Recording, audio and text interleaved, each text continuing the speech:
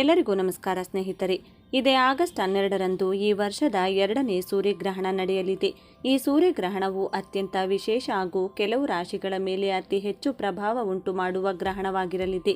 ಈ ಸೂರ್ಯಗ್ರಹಣವು ಇದೇ ಆಗಸ್ಟ್ 12, 2026ರಂದು ನಡೆಯುತ್ತಿರುವ ಈ ವರ್ಷದ 2ನೇ ಗ್ರಹಣವಾಗಿದ್ದು, ಕರ್ನಾಟಕದಲ್ಲಿ ಗೋಚರಿಸುವ ಸಮಯ ಯಾವಾಗ, ಈ ಗ್ರಹಣದ ಪ್ರಭಾವದಿಂದಾಗಿ ಯಾವ ರಾಶಿಗಳಿಗೆ ಅದೃಷ್ಟ ಹಾಗೂ ಗ್ರಹಣದ ಸಂದರ್ಭದಲ್ಲಿ ಗರ್ಭಿಣಿ ಇರುವ ಮಹಿಳೆಯರು ಹಾಗೂ ಮನೆಯಲ್ಲಿರುವ ಚಿಕ್ಕ ಮಕ್ಕಳು ಅಗತ್ಯವಾಗಿ ತೆಗೆದುಕೊಳ್ಳಬೇಕಾದ ಮುನ್ನೆಚ್ಚರಿಕೆಯ ಕ್ರಮಗಳು ಏನೇನು? ಹಿಂದೂ ಧರ್ಮಶಾಸ್ತ್ರಗಳ ಪ್ರಕಾರ ಗ್ರಹಣಕ್ಕೆ ಹಿಂದೂ ಧರ್ಮದಲ್ಲಿ ತನ್ನದೇ ಆದ ವಿಶೇಷ ಸ್ಥಾನವಿದೆ. ಅದರಲ್ಲೂ ಈ ವರ್ಷದಲ್ಲಿ ನಡೆಯುತ್ತಿರುವ ಈ ವರ್ಷದ 2ನೇ ಖಗ್ರಾಸ ಸೂರ್ಯಗ್ರಹಣವು ಅತ್ಯಂತ ಪ್ರಭಾವಶಾಲಿಯಾಗಿದ್ದು, ಕೆಲವು ರಾಶಿಯವರ ಜೀವನವೇ ಬದಲಾಗಲಿದೆ. ಕಷ್ಟದಿಂದ ಮುಕ್ತರಾಗಲಿದ್ದು, ಸಾಲದಿಂದ ಮತ್ತು ಕಂಕಣ ಬಲ ಕೂಡಿ ಮದುವೆ ಯೋಗ ಕೂಡಿ ಬರಲಿದ್ದು, ಉದ್ಯೋಗ ಹಾಗೂ ಧನ ಸಂಪತ್ತು ಒಲಿಯಲಿದ್ದು, ಅನೇಕ ಜನರ ಜೀವನವೇ ಬದಲಾಗಿ ಅದೃಷ್ಟ ಒಲಿಯಲಿದೆ. ಬನ್ನಿ, ಇಷ್ಟಕ್ಕೂ ಈ ವರ್ಷದ 2ನೇ ಹಾಗೂ ಕೊನೆಯ ಖಗ್ರಾಸ ಸೂರ್ಯಗ್ರಹಣದ ಸಂಪೂರ್ಣ ಮಾಹಿತಿಯನ್ನು ತಿಳಿದುಕೊಳ್ಳಲು ತಪ್ಪದೆ ವಿಡಿಯೋವನ್ನು ಕೊನೆವರೆಗೂ ನೋಡಿ. ಹಾಗೂ ನೀವು ಕೂಡ ಗ್ರಹಣ ಮತ್ತು ದೇವರನ್ನ ನಂಬುವವರಾಗಿದ್ದರೆ ತಪ್ಪದೆ ಈ ವಿಡಿಯೋಗೆ ಈಗಲೇ ಒಂದು ಲೈಕ್ ಮಾಡಿ. ಜ್ಯೋತಿಷ ಶಾಸ್ತ್ರ ಮತ್ತು ಖಗೋಳ ವಿಜ್ಞಾನ ಎರಡರಲ್ಲೂ ಸೂರ್ಯಗ್ರಹಣಕ್ಕೆ ಅತ್ಯಂತ ಮಹತ್ವದ ಸ್ಥಾನವಿದೆ. ಗ್ರಹಣ ಅಂದರೆ ಕೇವಲ ಆಕಾಶದಲ್ಲಿ ನಡೆಯುವ ಒಂದು ಖಗೋಳ ಘಟನೆಯಷ್ಟೇ ಅಲ್ಲ. ಅದು ಭೂಮಿಯ ಮೇಲಿರುವ ಪ್ರತಿಯೊಬ್ಬ ಮಾನವನ ಜೀವನದ ಮೇಲೂ, ಮನಸ್ಸಿನ ಮೇಲೂ ಮತ್ತು ಗ್ರಹಗಳ ಚಲನೆಯ ಮೇಲೂ ಆಳವಾದ ಪ್ರಭಾವವನ್ನು ಬೀರುತ್ತದೆ. ಇದೇ ಆಗಸ್ಟ್ 12ರಂದು ಈ ವರ್ಷದ ಅತ್ಯಂತ ಪ್ರಮುಖ ಹಾಗೂ ಶಕ್ತಿಶಾಲಿ ಸೂರ್ಯಗ್ರಹಣ ಸಂಭವಿಸಲಿದೆ. ಈ ಗ್ರಹಣದ ಸಮಯ ಯಾವುದು? ಭಾರತದಲ್ಲಿ ಇದು ಗೋಚರಿಸುತ್ತದೆಯೇ? ಸೂತಕ ಕಾಲ ಇದೆಯೇ? ಮತ್ತು ಮುಖ್ಯವಾಗಿ ಸೂರ್ಯಗ್ರಹಣದಿಂದ ಮೇಷದಿಂದ ಮೀನರಾಶಿಯವರೆಗೆ 12 ರಾಶಿಗಳ ಜಾತಕದ ಜೀವನದಲ್ಲಿ ಯಾವ ರೀತಿಯ ಬದಲಾವಣೆಗಳು ಬರಲಿವೆ? ಯಾರಿಗೆ ಧನಲಾಭ, ಯಾರಿಗೆ ಆರೋಗ್ಯದ ಸಮಸ್ಯೆ, ಯಾರಿಗೆ ಉದ್ಯೋಗದಲ್ಲಿ ಪ್ರಗತಿ ಹಾಗೂ ಗ್ರಹಣದ ದೋಷದಿಂದ ತಪ್ಪಿಸಿಕೊಳ್ಳಲು ಪ್ರತಿಯೊಬ್ಬರೂ ಮಾಡಲೇಬೇಕಾದ ಸರಳ ಪರಿಹಾರಗಳೇನು? ಮೊದಲನೆಯದಾಗಿ ಸೂರ್ಯಗ್ರಹಣದ ಸಮಯ ಮತ್ತು ಭಾರತದ ಮೇಲಿನ ಪ್ರಭಾವವನ್ನು ಅರ್ಥ ಮಾಡಿಕೊಳ್ಳೋಣ. ಜ್ಯೋತಿಷ್ಯ ಪಂಚಾಂಗದ ಪ್ರಕಾರ ಈ ಆಗಸ್ಟ್ 12ರಂದು ಸಂಭವಿಸುವ ಸೂರ್ಯಗ್ರಹಣವು ಕಟಕ ಮತ್ತು ಸಿಂಹರಾಶಿಯ ಸಂಕ್ರಮಣ ಕಾಲದಲ್ಲಿ ಹಾಗೂ ಆಶ್ಲೇಷ ಮತ್ತು ಮಖ ನಕ್ಷತ್ರದ ಸಮಯದಲ್ಲಿ ಸಂಭವಿಸುತ್ತಿದೆ.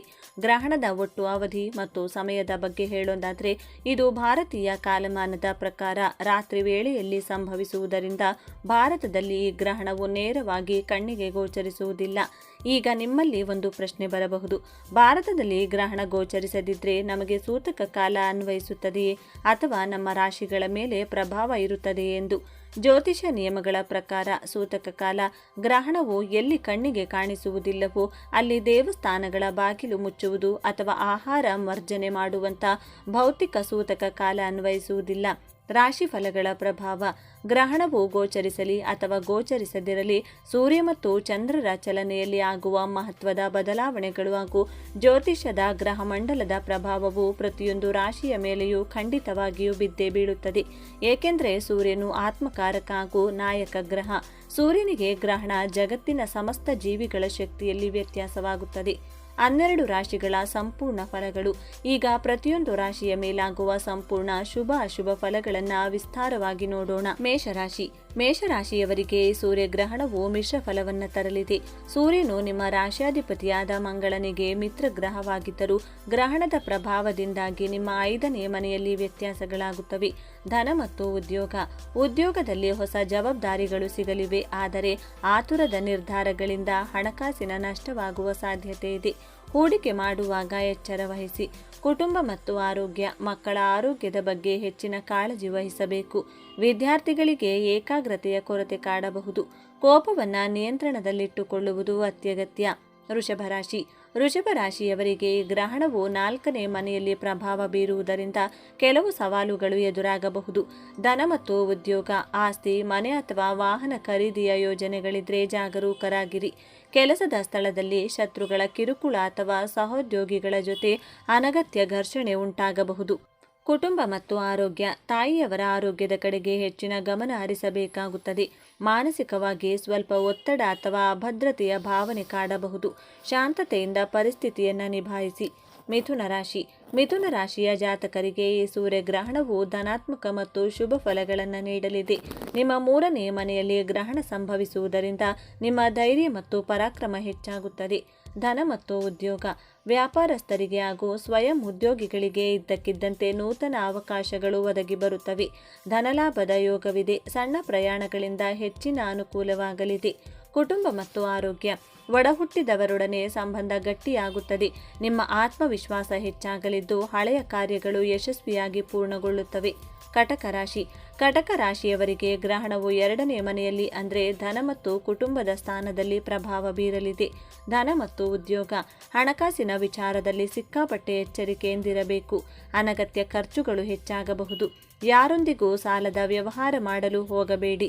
ಕುಟುಂಬ ಮತ್ತು ಆರೋಗ್ಯ. ಮಾತಿನ ಮೇಲೆ ಸಂಪೂರ್ಣ ನಿಯಂತ್ರಣ ಅಗತ್ಯ. ನಿಮ್ಮ ಸಣ್ಣ ಮಾತು ಕೂಡ ಕುಟುಂಬದಲ್ಲಿ ದೊಡ್ಡ ಗೊಂದಲಕ್ಕೆ ಕಾರಣವಾಗಬಹುದು. ಕಣ್ಣು ಮತ್ತು ಗಂಟಲಿಗೆ ಸಂಬಂಧಿಸಿದ ಸಣ್ಣ ಪುಟ್ಟ ಆರೋಗ್ಯ ಸಮಸ್ಯೆಗಳು ಬರಬಹುದು. ಸಿಂಹರಾಶಿ. ಸಿಂಹರಾಶಿಯ ಅಧಿಪತಿಯೇ ಸೂರ್ಯನಾಗಿರುವುದರಿಂದ ಈ ಗ್ರಹಣದ ನೇರ ಪ್ರಭಾವ ನಿಮ್ಮ ರಾಶಿಯ ಮೇಲೆಯೇ ಇರುತ್ತದೆ. ಧನ ಮತ್ತು ಉದ್ಯೋಗ. ನಿಮ್ಮ ಕೆಲಸದಲ್ಲಿ ಅಡೆತಡೆಗಳು ಎದುರಾಗಬಹುದು. ಹಿರಿಯ ಅಧಿಕಾರಿಗಳ ಜೊತೆ ಮಾತನಾಡುವಾಗ ತಾಳ್ಮೆ ವಹಿಸಿ.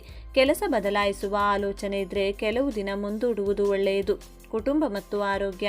ಶಿರೋವೇದನೆ, ಕಣ್ಣಿನ ಉರಿ ಅಥವಾ ತಲೆಸುತ್ತಿನಂಥ ಸಮಸ್ಯೆಗಳು ಕಾಣಿಸಿಕೊಳ್ಳಬಹುದು. ಮಾನಸಿಕವಾಗಿ ಕಿರಿಕಿರಿ ಉಂಟಾಗಬಹುದು. ಅಹಂಕಾರವನ್ನು ಬದಿಗಿಟ್ಟು ನಡೆದುಕೊಳ್ಳುವುದು ನಿಮಗೆ ಒಳ್ಳೆಯದು. ಕನ್ಯಾ ರಾಶಿ. ಕನ್ಯಾ ರಾಶಿಯವರಿಗೆ ಗ್ರಹಣವು 12ನೇ ಮನೆಯಲ್ಲಿ ಅಂದರೆ ವ್ಯಯ ಸ್ಥಾನದಲ್ಲಿ ಸಂಭವಿಸುತ್ತದೆ. ಧನ ಮತ್ತು ಉದ್ಯೋಗ. ಖರ್ಚುಗಳು ನಿಮ್ಮ ನಿಯಂತ್ರಣ ಮೀರಿ ಹೋಗಬಹುದು. ವಿದೇಶಕ್ಕೆ ಹೋಗಲು ಬಯಸುವವರಿಗೆ ಶುಭವಾರ್ತೆ ಸಿಗಲಿದೆ. ಕೋರ್ಟು ಕಚೇರಿ ವಿಷಯಗಳಿದ್ರೆ ಸ್ವಲ್ಪ ಎಚ್ಚರಿಕೆಯಿಂದಿರಿ. ಕುಟುಂಬ ಮತ್ತು ಆರೋಗ್ಯ. ಅತಿಯಾದ ಆಲೋಚನೆಯಿಂದ ನಿದ್ರಾಹೀನತೆ ಕಾಡಬಹುದು. ಆರೋಗ್ಯದ ವಿಚಾರದಲ್ಲಿ ಯಾವುದೇ ಉದಾಸೀನತೆ ಬೇಡ. ಅನಗತ್ಯ ಪ್ರಯಾಣಗಳನ್ನು ತಪ್ಪಿಸುವುದು ಶ್ರೇಯಸ್ಕರ.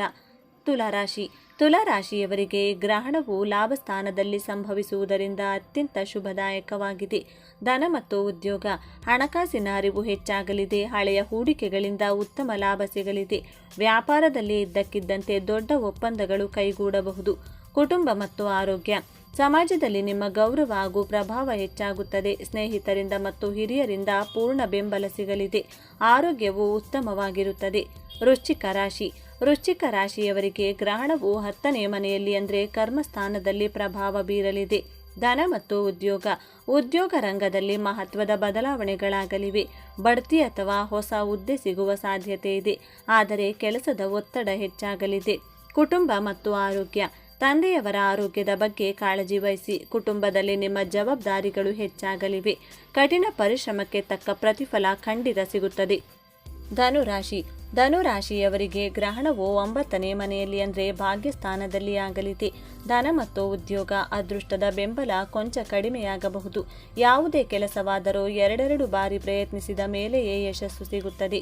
ದೂರದ ಪ್ರಯಾಣಗಳಲ್ಲಿ ಜಾಗರೂಕರಾಗಿರಿ. ಕುಟುಂಬ ಮತ್ತು ಆರೋಗ್ಯ. ಆಧ್ಯಾತ್ಮಿಕ ಚಿಂತನೆಗಳು ಹೆಚ್ಚಾಗಲಿವೆ. ಧಾರ್ಮಿಕ ಕಾರ್ಯಕ್ರಮಗಳಲ್ಲಿ ಭಾಗವಹಿಸುವಿರಿ. ಹಿರಿಯರ ಮತ್ತು ಗುರುಗಳ ಆಶೀರ್ವಾದ ಪಡೆದು ಯಾವುದೇ ಕೆಲಸ ಆರಂಭಿಸಿ. ಮಕರ ರಾಶಿ.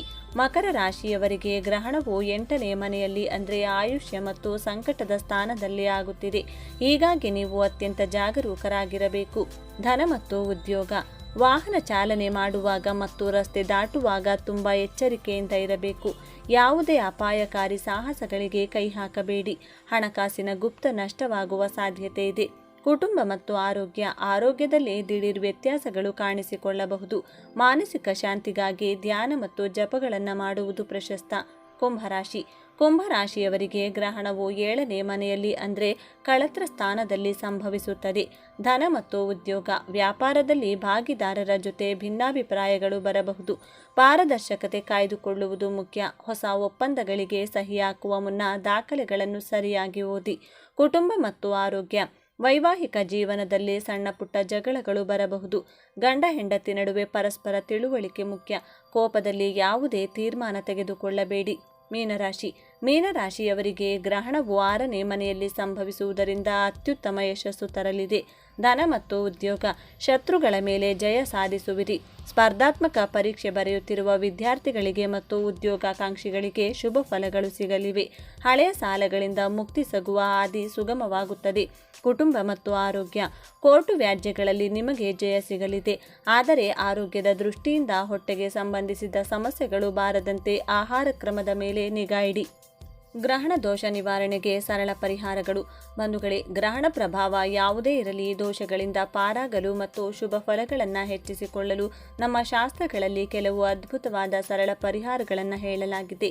ಈ ಪರಿಹಾರಗಳನ್ನು ಪ್ರತಿಯೊಬ್ಬರೂ ಮಾಡಬಹುದು. ಗಾಯತ್ರಿ ಮಂತ್ರ ಜಪ. ಗ್ರಹಣದ ಸಮಯದಲ್ಲಿ ಅಥವಾ ಗ್ರಹಣ ಮುಗಿದ ನಂತರ ಗಾಯತ್ರಿ ಮಂತ್ರವನ್ನು ಕನಿಷ್ಠ 108 ಬಾರಿ ಜಪಿಸುವುದರಿಂದ ಸೂರ್ಯನ ಕೃಪೆ ಲಭಿಸಿ ಮಾನಸಿಕ ಶಕ್ತಿ ಹೆಚ್ಚಾಗುತ್ತದೆ. ಆದಿತ್ಯ ಹೃದಯ ಸ್ತೋತ್ರ. ದಿನವೂ ಬೆಳಗ್ಗೆ ಆದಿತ್ಯ ಹೃದಯ ಸ್ತೋತ್ರವನ್ನು ಪಠಿಸುವುದರಿಂದ ಸೂರ್ಯ ದೋಷಗಳು ನಿವಾರಣೆಯಾಗಿ ಉದ್ಯೋಗದಲ್ಲಿ ಪ್ರಗತಿ ಸಿಗುತ್ತದೆ. ದಾನ ಧರ್ಮ.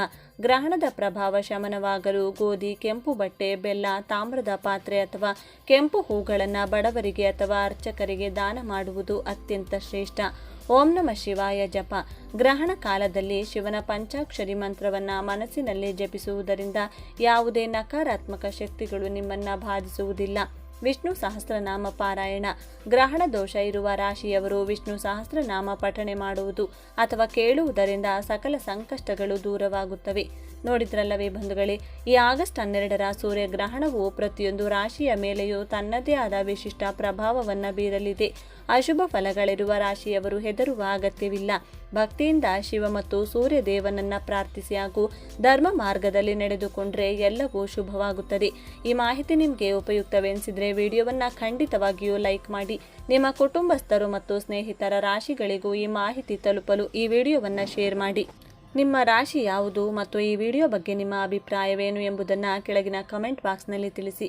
ನಮ್ಮ ಚಾನಲ್ಗೂ ಇನ್ನೂ ಸಬ್ಸ್ಕ್ರೈಬ್ ಆಗಿಲ್ಲ ಅಂದರೆ ತಕ್ಷಣವೇ ಸಬ್ಸ್ಕ್ರೈಬ್ ಆಗಿ ಪಕ್ಕದಲ್ಲಿರುವ ಬೆಲ್ ಐಕಾನನ್ನು ಕ್ಲಿಕ್ ಮಾಡಿ. ಧನ್ಯವಾದಗಳು.